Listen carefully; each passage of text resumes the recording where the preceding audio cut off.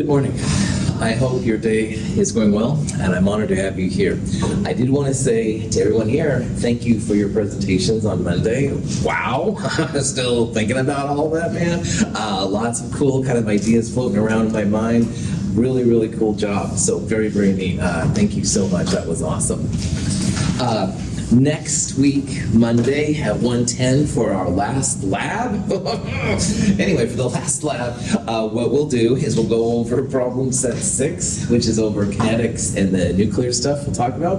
Quiz 6, our last quiz will follow, and then we'll do the kinetics part 2 lab.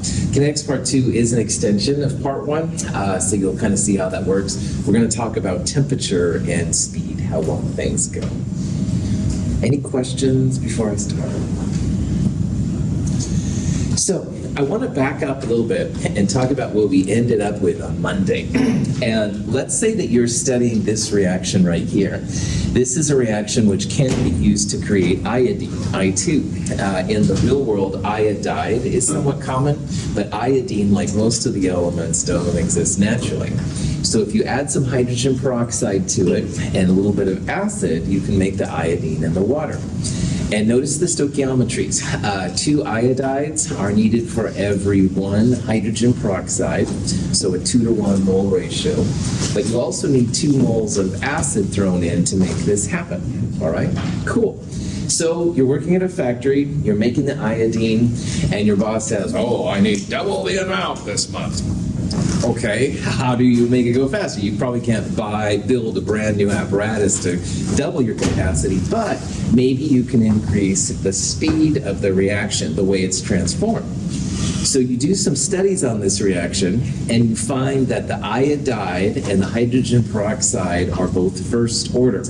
And again, what that means is that if you double the iodide, you double the speed of the reaction.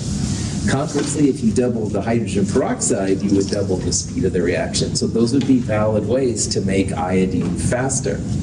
But there's no effect. You can do anything you want almost to the acid, but it doesn't affect the speed. As long as you have this 2-to-1-to-2 ratio, you'll still make the iodine, but the speed doesn't increase. So then you start thinking, well, why is iodide a first order and hydrogen peroxide a first order? Especially since there are 2 iodides needed in the reaction. The 2 right there does not correlate often with the rate orders, and I want to point that out.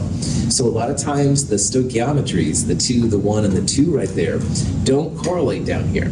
All right, there is a 1 by the hydrogen peroxide, it's first order, but iodide is not second order.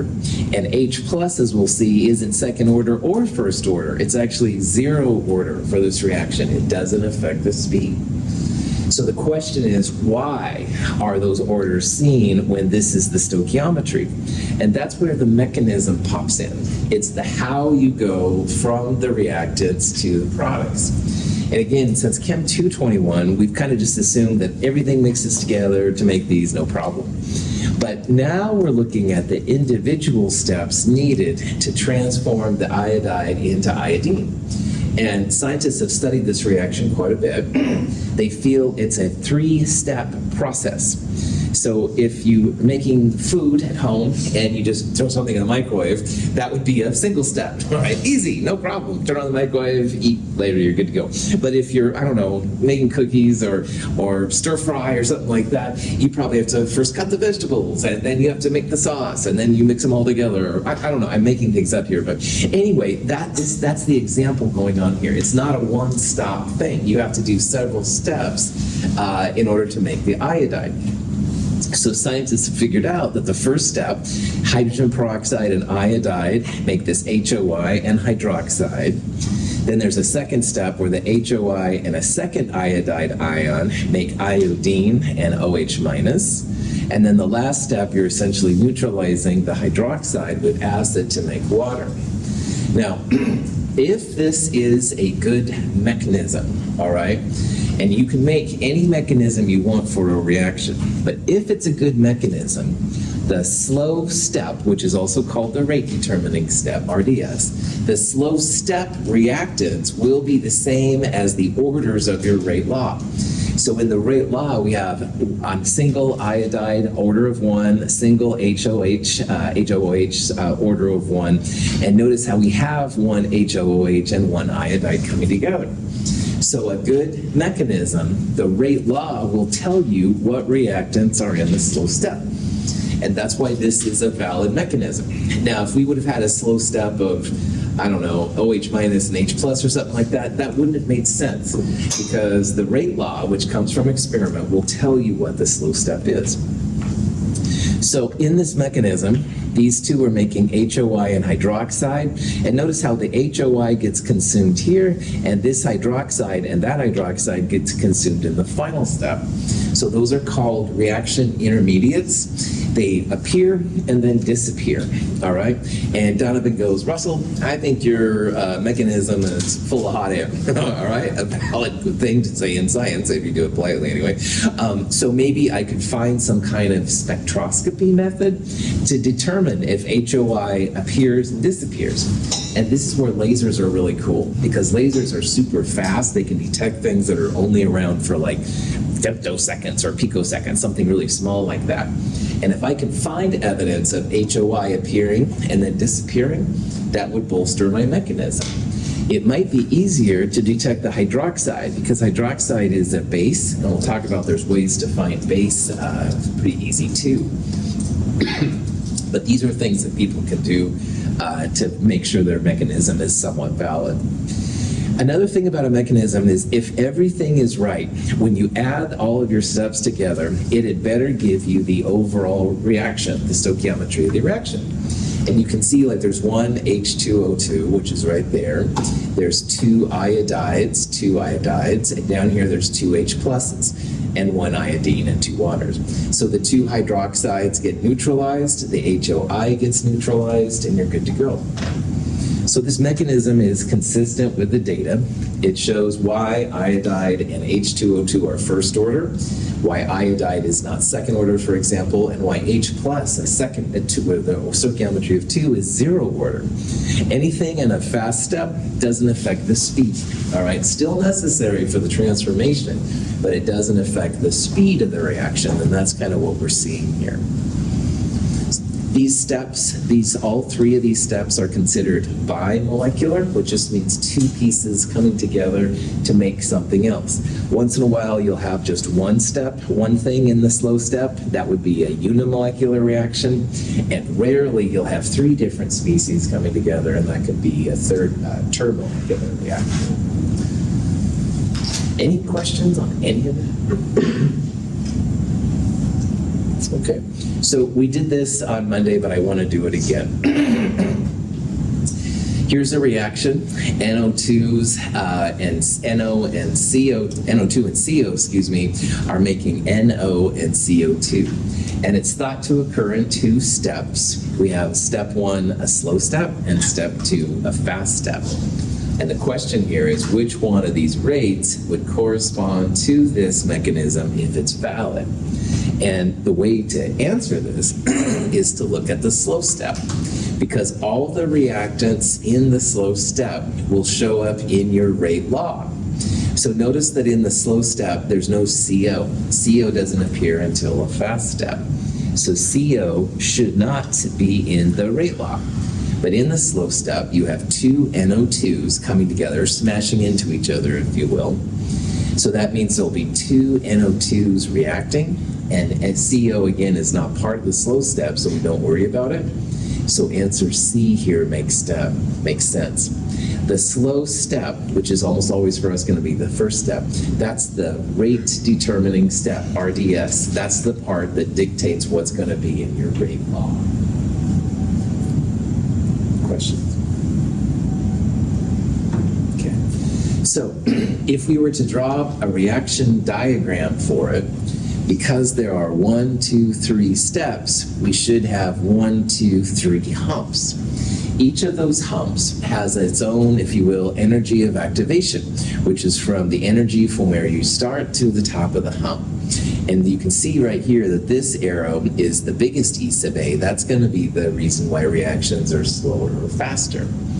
So that's another important thing. 3 steps, 3 humps.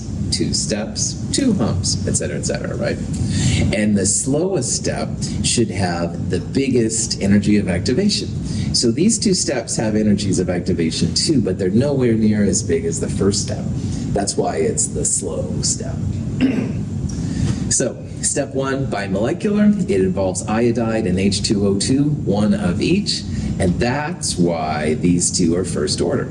So again, the stoichiometry up here is not necessarily the same as the orders of reaction in the rate law. Sometimes they are, but as you can see, they often aren't. H plus doesn't appear at all, and only 1 iodide is there. HOI and OH minus can be important because if you want to try to validate your mechanism, you can find evidence for it. And again, there's lots of techniques to find this and stuff. But anyway, if you can find evidence that HOI is appearing and disappearing, or OH minus is appearing and disappearing, it's good evidence then that your mechanism is somewhat valid. So, if this stuff is still strange, I do encourage you to check out the reaction mechanism guide. It's in the companion in the learning resources section. It's also on the website. I can send you a link. But it'll go over this stuff in more detail, like how it all fits together. Any questions? Cool. So I think we did this example on Monday. If we didn't, it's no big deal. Anyway, this is an example of chloride. Chloride tends to push out iodide in methyl iodide or iodomethane to make chloromethane. And people aren't totally sure in this example which mechanism is valid, all right? And in the first mechanism step, CH3I breaks up into CH3 plus and an iodide, and then that CH3 plus would be right for chloride attack and to make the CH3Cl. So again, first step is slow, second step is fast. In the other mechanism, though, sometimes the intermediates will be really weird, like 5-coordinate carbons and stuff like that. And that's what we're seeing right here. We're seeing a compound being made where there's 3 hydrogens, an iodine, and a chlorine on carbon. And again, at the beginning of this class, I said carbon only has 4 bonds, blah, blah, blah. Well, here in the reaction intermediate zone, we're seeing science fiction, doomed to equivalent of chemistry, versions of things. And that's not going to be stable. It's not going to last the one time. And it probably will take a lot of energy to get it. So that's why it's slow. But wow, once you make it, that thing will quickly break up into CH3Cl and I minus. So scientists then studied this reaction transformation, and they found that CH3I is a first order reactant. Now, notice here that chloride doesn't appear in the rate law. So what is the order of reaction with regards to chloride? 0. Nice, that's right. If something doesn't appear, then that to the 0 power is 1. That means it's a 0 order reactant. So the CH3I, if we doubled it, it would make the speed go twice as fast. If you doubled the chloride, though, no effect. It's 0 order. So now, because it's first order with CH3I and there's no chloride, the slow step is only going to have a CH3I. And of the 2 mechanisms, this one has just CH3I as a reactant. The second one has both CH3I and Cl. So if we would have seen that Cl minus was a first order reactant here, then we would have said mechanism 2. But in this case, it had just CH3I, no Cl minus. Cl minus would be part of a subsequent faster step and not affect the system. So, any questions on that? Cool. In organic chemistry, there's lots of examples of these things, and I just wanted to show, if you take organic chemistry, the SN1 and SN2 mechanisms are things you'll study, and it basically has to do with, is it a single step, or is it 2 steps coming together? In the unimolecular SN1 mechanism for a nucleophilic substitution reaction, the bond between the carbon and the leaving group breaks prior to formation of the bond between the carbon and the entering group. In the bimolecular SN2 mechanism for a nucleophilic substitution reaction, The formation of the bond between the carbon atom and the entering species occurs simultaneously with dissociation of the bond between the carbon and leaving group. Notice how SN2 is basically one weird thing in the middle, and then it breaks up into two. And I always thought, that should be SN1, and this should be SN2. But anyway, this is like two-step. It's like you have to first kick off the piece. Anyway, I'm just babbling, but anyway, it's kind of always felt opposite to me, but that's why I'm not an organic chemist either. So anyway, in organic chemistry, lots of this kind of stuff. There's elimination reactions and these SN1, SN2 kind of things, and other kind of things. So mechanisms, all right. It'll help you to understand, though, sometimes why reactions are fast and slow, and also it'll help you predict products. So go chemistry. Now, catalysis, the study of catalysts, is a huge part of chemistry. And as I was babbling one day earlier, if you want to make a lot of money in chemistry, and remember that I teach at a community college, so I don't know anything about money, but anyway, if you want to make a lot of money, catalysts are a great way to do it. If you can make a good catalyst that'll transform things, wow, money, money, money. So let's talk about what a catalyst is and some ways that you can predict if it's going to be a catalyst or not. Catalysts, what they do, this reaction on the right is an uncatalyzed reaction. And catalyzed reactions are usually faster than the uncatalyzed reactions. And a catalyst at the end will be regenerated. So it might be used up a little bit in between, but at the end you'll get it back, which is really cool. So a catalyst can use things over and over. We've used catalysts in Chem 221, the KClO3 lab, where we heated it up in a Bunsen burner. That KClO3 broke down a lot faster because we put the MnO2 in. And manganese 4 oxide, manganese dioxide, manganese 4 oxide is a great catalyst. It's not very expensive, but it makes the reaction go a lot faster, so we don't have to wait until Christmas time to get that mechanism to go. So this is an uncatalyzed reaction. You can see it's a single step, some reactants going to products, but the energy of activation is pretty high. And remember, as that barrier gets higher, the reaction tends to get slower. If you add a catalyst, you will always have to add a second hump to it, because catalysts interact with your reactants somehow, and they do something, and that something regenerates the catalyst again. So there's always going to be a two-step thing or more if you have a catalyst. But at the end of the day, your energy of activation is a lot less than the uncatalyzed version. So as that E sub A value goes down, the reaction gets faster, all right? And that's what a catalyst is. And again, in theory, your catalyst would be good then at the end here, so you could put it back in for more reactants. In a platinum-based catalytic converter, nitrogen monoxide molecules in the exhaust stick to the surface of the platinum. The molecule decomposes, each atom remaining on the surface. When another NO molecule comes to the area, it also decomposes, and its N atom bonds with the other N atom on the platinum surface. The O atoms also combine. The gaseous nitrogen and oxygen molecules then float away from the surface. A significant source of air pollution in many cities is the emission of nitrogen oxides by gasoline engines. The problem is not as severe as it was a few decades ago, due largely to the advent of devices called catalytic converters installed in automobile exhaust systems. When I was pretty young, Los Angeles would have really bad fog, smog days and stuff, and you were supposed to go out, be really careful. That was mostly due to car emissions. And of course, in the 70s, there were certainly a lot less cars than there are now, too. So catalytic converters were introduced, first in California, as I understand, then later on. And yeah, lowered the smog big time, which is really cool. And these catalytic converters are basically some kind of transition metal, platinum, nickel, palladium, sometimes rhodium, although rhodium is expensive. They will convert some of these oxides into less bad oxides. So NO goes to N2 and O2, that's not too bad. CO goes to CO2, which CO2 of course is an issue, but it is better, at least for smog control and stuff, than CO does. Catalytic converters will last a long time. They don't last forever. All catalysts have a certain amount of turnovers. And if you study catalysts, they'll want to know the turnover number that's used, how many times it'll keep going until finally it breaks down. But most catalysts, thousands, millions of molecules are transformed before they break down.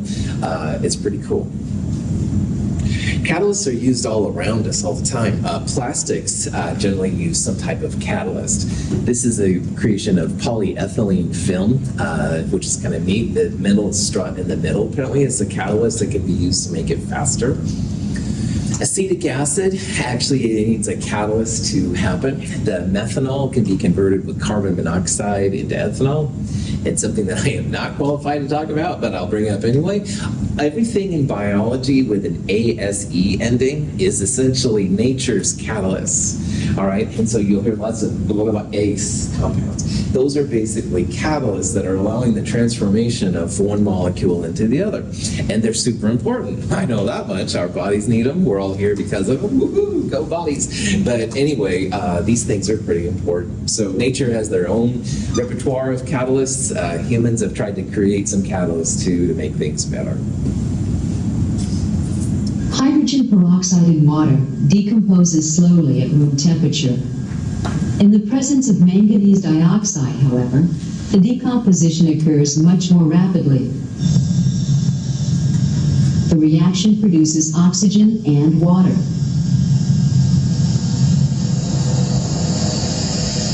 The manganese dioxide is not consumed or otherwise altered by the reaction. It serves only as a catalyst and makes the reaction occur more rapidly. Manganese 4 oxide, manganese dioxide, is a great catalyst because it's relatively inexpensive. This is the same catalyst we used in the potassium chlorate lab in Chem 221. This is just an example of hydrogen peroxide using it to decompose. So when you buy hydrogen peroxide from the store, it's in a brown bottle. You're supposed to keep it in the refrigerator. The brown bottle is to keep light out, which makes the stuff break down. And of course, the cold temperature makes it harder for the reactants to get over the barrier to become water and oxygen, but they will break down. So this black line is what happens when you have just normal hydrogen peroxide decomposing. This is the energy of activation to make it happen, and it's much larger than the red line's energy of activation. So in the red line here, this is when you add the MnO2. Notice when you have a catalyst, there's going to be more than one hump, all right? And I don't know exactly what's happening in this reaction. I think that manganese 4 is being turned into manganese 2, and then at this point it's turned back into manganese 4 plus. But honestly, I don't know for sure. But as you can tell, man, it goes gangbusters when you add it in. Lots and lots of oxygen comes off and also some water vapor. And at the end, if you would filter out the black stuff, which is the MnO2, it would look just like water, and you could reuse the MnO2 for longer, which is pretty cool. Hey. So the use of catalyst reduces activation energy, but does it reduce the total amount of energy you need to make that reaction occur? Cool. So the overall energy that's a good question, David. The overall energy is still the same, all right? Reactants going to products, the products are lower, it's going to be exothermic. And so it doesn't matter if you don't have a catalyst or you do have a catalyst, the overall energy is the same. But what it does, it just lowers that energy of activation, so it's easier to transform. So, excellent question. So David's point's really good. Yeah, we're not breaking the thermodynamic things. And overall, this reaction is still exothermic. That's why the reactants will go to products eventually, and you should keep it in a brown bottle in your refrigerator, blah, blah, blah. However, if you really want this stuff to decompose, add some MnO2. The MnO2 will drastically lower your energy of activation, which means it's faster to react, and you can get rid of it in this case. But again, like David asked about, the overall energy reactants to products still the same, still exothermic. Other questions? Okay. This is an example of taking a 2-butene, a cis-2-butene, and turning it to a trans-2-butene. Now, double bonds have a sigma bond and a pi bond for 2 bonds total. And Donovan's been my person so long, I'm not going to do it again, but we talked a little bit how a double bond is stronger, all right? So, Donovan, I haven't seen you in a long time. Thanks, man. And it's really cool. And one day I brought Jacob in, and I was trying to do the pi bonds and stuff like that. So the punchline here is that making a double bond change from cis to trans when the H's are both up but opposite carbons to opposite carbons and opposite sides doesn't usually happen very readily, all right? However, if you can do it, reactants cis are higher energy than products trans. So going from reactants to products will be exothermic if you can do it. But notice the huge energy of activation barrier when you don't have a catalyst. So normally cis to trans, not going to happen, all right? Alkanes, single bonds will rotate like crazy in solution, but not double bonds. It's a very, very high energy of activation. However, Lana says, oh, come on, Russell, I really want to do this. Well, they have found that if you add iodine, which is totally counterintuitive to me, but beside the point. But anyway, if you add iodine to it, iodine acts as a catalyst. And this is kind of important for if you're going to have, like if you have trans fats and stuff like that. So people have studied this a lot too. And they've come up with an elaborate mechanism. There's lots of different steps right here, all right? But what happens is at first you have an iodine. It splits into iodine atoms. So this is pretty hard because the diatomics don't really want to split up. But anyway, after you do that, what happens is the iodine kind of connects to that double bond. So in the cis double bond, the iodine kind of connects and breaks it up essentially. And along the way then, that double bond shifts. It goes from a more cis to trans. It kicks the iodine out. The iodine reforms I2 at the end. So many, many little steps here. But again, at the end, wow, cis is turned to trans. And it's a lot more feasible than if you just let it sit and look at it. So having the right catalyst can make a lot of transformations possible that you wouldn't expect. And this is just one example of something that can be done. So never say never. Questions? All right. So that's it for the kinetics chapter. And kinetics is really wild in how it can do things and predict things, but it mostly comes down to speeds of things. And what we're going to do now is take a pretty good shift to chapter 21. Now, on one level, to go from chapter 12 to chapter 21 seems a little counterintuitive, shall we say. However, chapter 13 starts in a discussion of something called equilibrium that we'll talk about in Chem 223. But nuclear chemistry, the chemistry of the nucleus, actually needs kinetics to make sense of it. So it does, when you look at the big picture, it does make sense going from chapter 12 to chapter 21. So bear with me on that level. However, that being said, this is a fun chapter, all right? Nuclear chemistry is a lot different than the regular kind of chemistry that we've done. And we're going to look at some really interesting kind of phenomena. I can show some fun videos along the way. So anyway, bear with me. But what we're doing in this chapter is totally different from basically every other chapter we've done in Chem 221 and Chem 222. Because most of those chapters were the chemistry of electrons, all right? Electrons transferring over, or you have whole polyatomic ions transferring over, stuff like that. Woohoo! This is going to be about the chemistry of the nucleus, the protons and the neutrons that are inside all the atoms. Now, the energies required to make transformations here, orders of magnitude higher than what we've dealt with so far. So that's why it's kind of a specialty thing.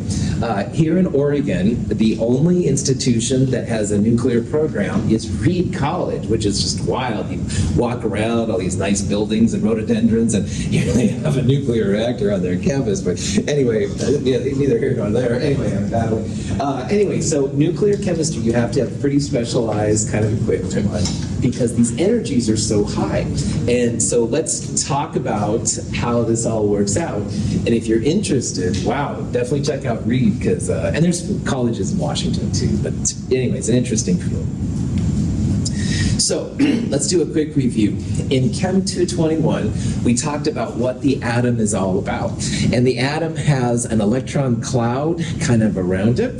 The nucleus in the middle contains the neutrons and the protons. This shimmering effect, we now know is due to like 1s2, 2s2, 2p6, all those kind of things where electrons are seen as probabilities, all right? We don't know exactly where the electrons are, but we can make predictions as to where they are more often than not. And again, everything basically that we've done in this class so far has been looking at how those electrons interact with other electrons, all right? So the metals will lose electrons to become positive, the non-metals will gain electrons to become negative, stuff like that, redox reactions, blah, blah, blah. And most of chemistry, that's what it is.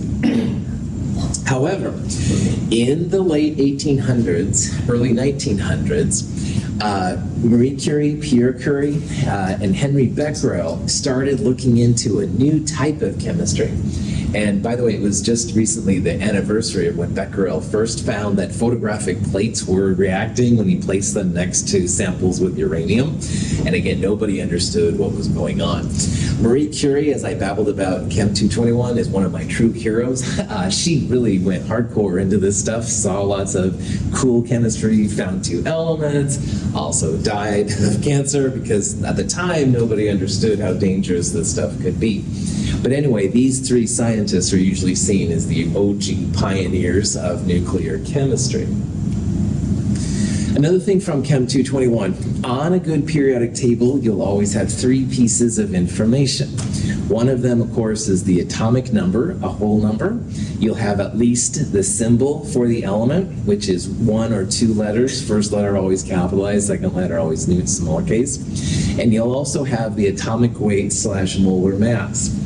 So these three things are really important. Now, the atomic number represents the number of protons in the nucleus.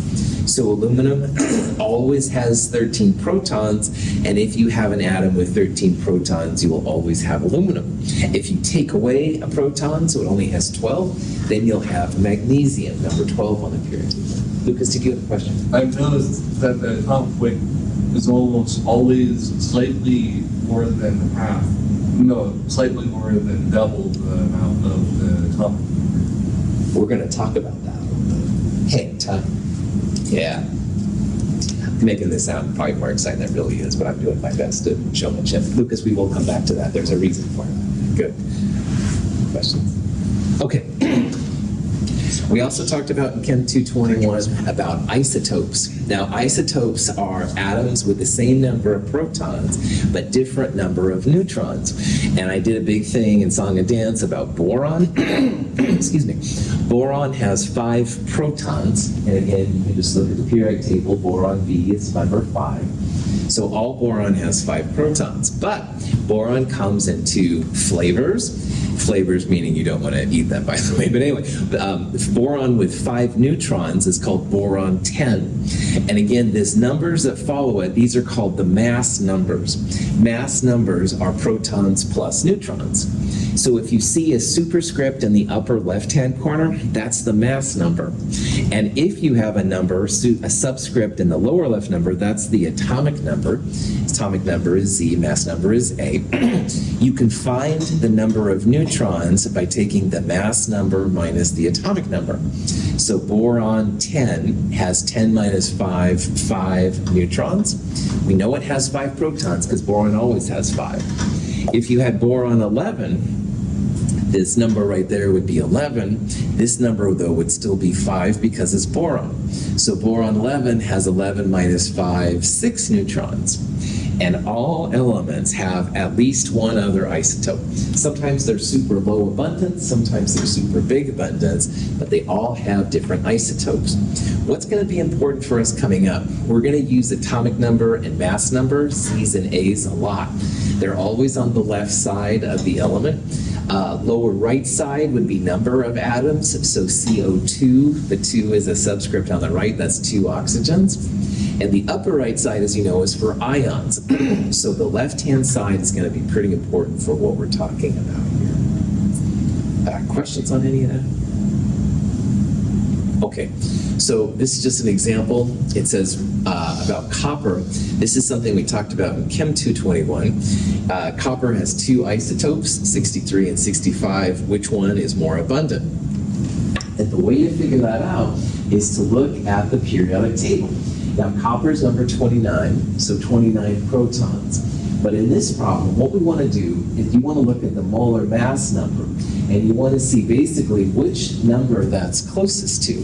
So 63.5 is closer to 63 mathematically than it is 65. We talked about number lines sometimes. I had like 63, 65, 64 in the middle. 63.5 would be closer to 63 than it would be to 65. So that's one way that you can guess, make a pretty good prediction as to which one's more abundant. Now you can always confirm this by going to Google. You can look up isotopes of copper. An isotope of 63, I think, is like 70-ish%. The other one's about 30%. Any questions on this? I'm hoping this kind of rings a bell. It's been a while since we talked about it, but okay. Now, remembering that the upper left-hand corner is the mass number, and the lower left-hand number is the atomic number. So the upper number, protons plus neutrons, lower left-hand number, just neutrons. We need to talk about some new particles, because in this area where energy is a lot more abundant, we're going to see some weird kind of pieces. And even though some of these look like things we've seen before, these are special versions of them. So I want to introduce some particles that we're going to see in this section, which we haven't really seen so much before. Now, the first one is called an alpha particle when it comes to nuclear chemistry. It's a helium nucleus, but it's like helium on steroids, all right? Like several times, I admit, I've taken helium balloons and sucked them. Oh, yeah, I talk like a gentleman. Ha, ha, ha, Michael, you're so funny. You wouldn't want to do this. This was alpha radiation. If I did that, I'd be dead, all right? This is like helium, like bouncing off the walls, man. It's really, really powerful. Now, the symbol for the alpha particle, most of the time, helium is helium-4. If you look at the molar mass for helium, it's about 4. So most helium is helium-4. So 4,2 helium would be the regular version of how to talk about it. But this ain't your grandma's helium. So sometimes people give it a little alpha symbol right there. That's the lowercase alpha in the Greek symbol. Just realize that in this section, this is not normal helium. This is going to be powerful, dangerous stuff that has to be taken very much into account. So alpha particles is a type of radiation we'll see, and we'll talk about what that means. Now, another thing that we've talked about a lot in this class course is the electron. Electrons are needed to make chlorine, chloride, iodine, iodide, stuff like that. But this ain't your normal chemistry instructor's electrons, let's put it that way. Now, notice this weird symbolism. Electrons get a -1. Now, lower left is supposed to be for protons. Electrons get a -1, and I will share with you why they're -1 here coming up. But for right now, just take it as a leap of faith. So not only do you not have any protons, you have -1. Bear with me. However, protons plus neutrons is 0. That makes sense. So electrons are usually E, but sometimes you do see them as beta, like that.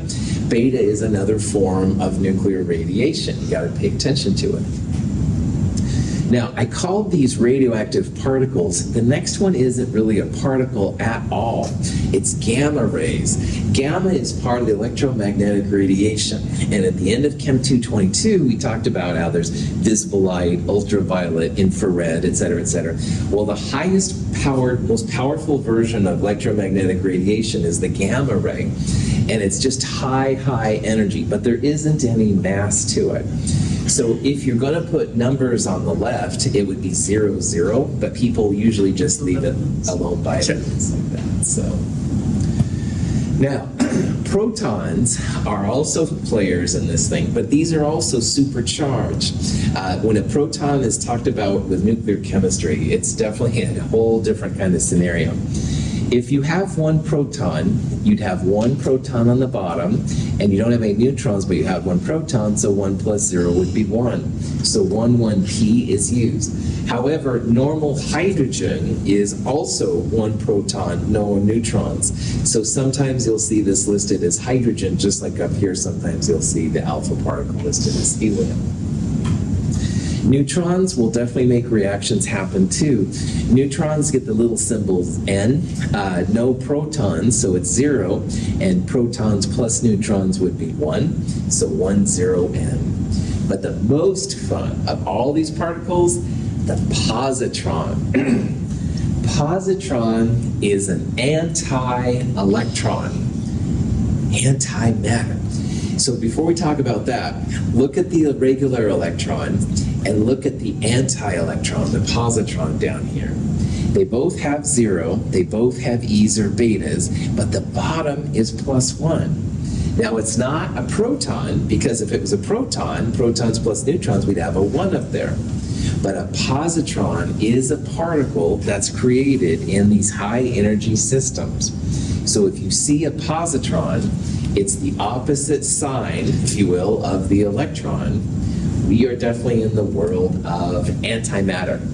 Now, antimatter is a really fun subject to talk about for me because Star Trek used antimatter. Antimatter helped keep their warp drive engines going, blah, blah, blah. But in science, in the real world, leaving Star Trek behind, you can have regular matter and you can have antimatter. And our world is considered to be regular matter. So we have protons, electrons, maybe a neutron. If you get into subatomic particles, there's quarks. That's more than we need to go into right here. Antimatter is a real phenomenon. You can have an antiproton. So notice how this proton is positive, that would be negative. You can have an anti-electron, which is a positron. And what's negative up here becomes a positive down here. The quark arrangement is different. That's more than we can get into in this section. So matter and antimatter are players. Our world is dominantly matter, all right? But they're starting to analyze and think about antimatter systems, which is just incredible to me. So we'll talk about some things here which are quite different from what people usually talk about. Any questions? You're aware that radioactive materials give off energy, especially if we expose this sample to ultraviolet light. We can see it glow. There are 3 different types of radioactive particle energy. There's alpha radiation, beta radiation, and gamma radiation. Here we have a nuclear scaler that measures radioactive decay. Listen to the clicks. Each click that you hear is a nucleus of an atom that is decaying by giving off a radioactive particle.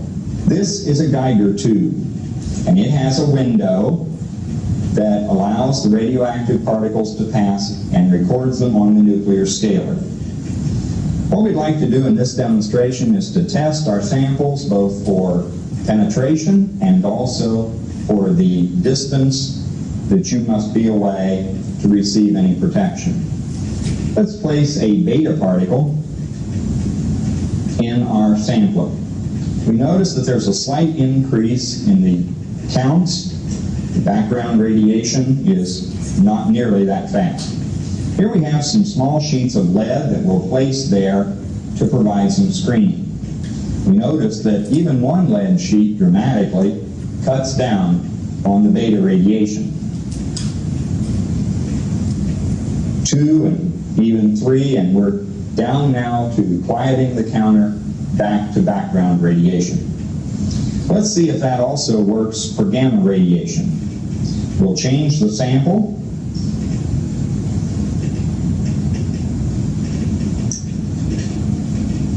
Listen to the clicks now. Notice immediately that more energy comes from the gamma. 1 sheet of lead and 2 and even 3 that quieted the beta does not quiet the gamma. We can add even a 4th. Gamma has the greatest penetration of all radioactive particles, alpha and beta. Gamma is an electromagnetic energy wave. Well, let's see what happens as we go from being close to a radioactive source to far away.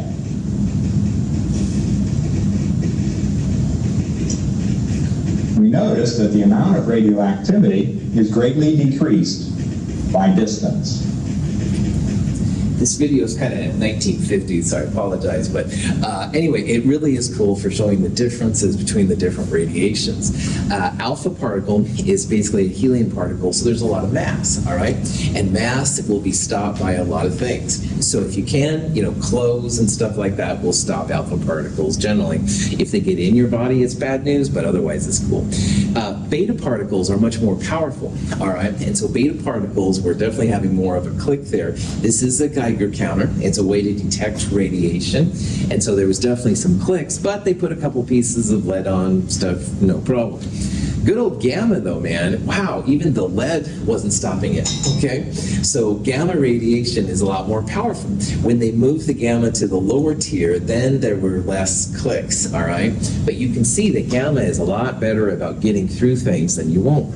But on top of all of that, even before he put any samples in, there were some clicks.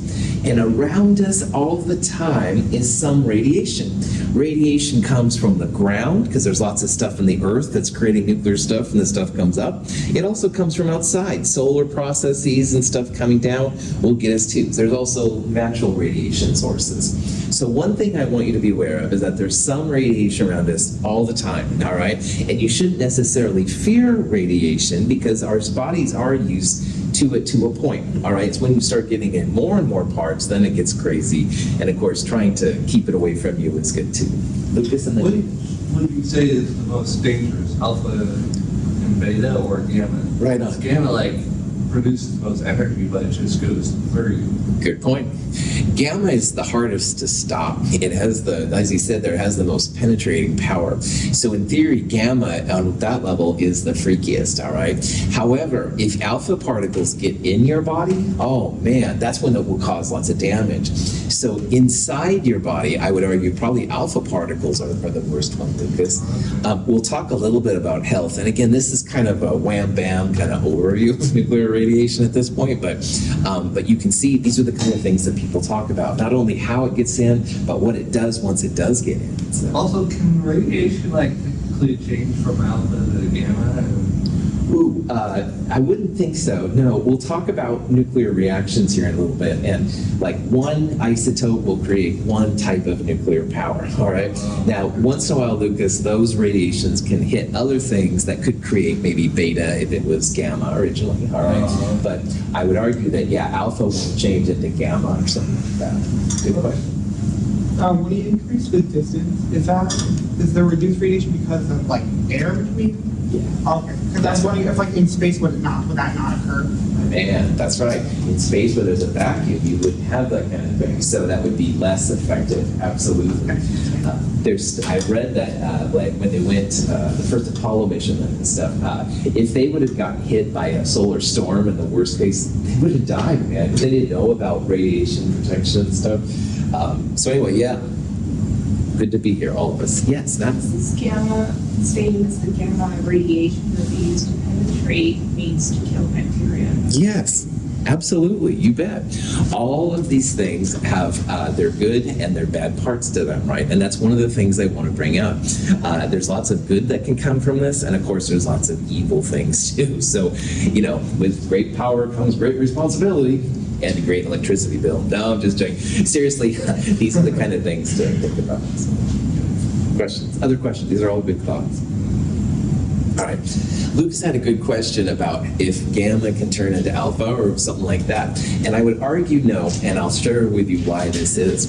The balancing a nuclear reaction is not hard, but you do have to make sure that all of the reactant and product protons are the same. And all of the reactant neutrons and product protons are the same as well. So this is an example of an alpha radiation emitter. It's a radium. Radium is one of the ones that Marie Curie discovered. Radium-226 breaks down into radon-222, which is radon is really bad for the environment sometimes, and an alpha particle. So neither here nor there. What I do want to show you is this is a balanced nuclear reaction. The lower left-hand numbers on the reactant side equal the lower left-hand numbers of the product side. So 88 equals 2 plus 86. And same thing for the mass numbers, which are protons plus neutrons. 226 equals 4 plus 222. And all nuclear reactions that are balanced will have this kind of behavior inside them. So lower left-hand numbers have to balance on both sides, and upper left-hand numbers have to balance on both sides if it's a good reaction. So I'll leave you with this example. Uranium-235 decomposes through beta decay to a new product. What is the new product? Well, uranium is numbered 92 on the periodic table, so the lower left-hand number will be 92, and dash 235 refers to the mass number. So this is our starting material, our reactant, and it's going through beta decay. So if you remember, beta decay is 0 minus 1e or 0 minus 1 beta. And if all the lower left-hand numbers on reactant side equal product side and the upper left-hand numbers equal both sides, we can write a kind of generic representation like this, where this is our unknown product. And what you're going to do then is 92 equals minus 1 plus z to find z. 235 equals 0 plus a to find a. And if you do that, 235 equals 0 plus a, so a is 235, the same number. This is kind of interesting. 92 equals minus 1 plus z. Add 1 to both sides. Z is going to be 93. And if you look on the periodic table, 93 is neptunium. So uranium-235 is decomposing into neptunium-235 with a beta particle, which is kind of cool. And I'll tease you with the inner reaction, but I am out of time. Thanks for being here. We'll do more of this on Friday. Have a great day.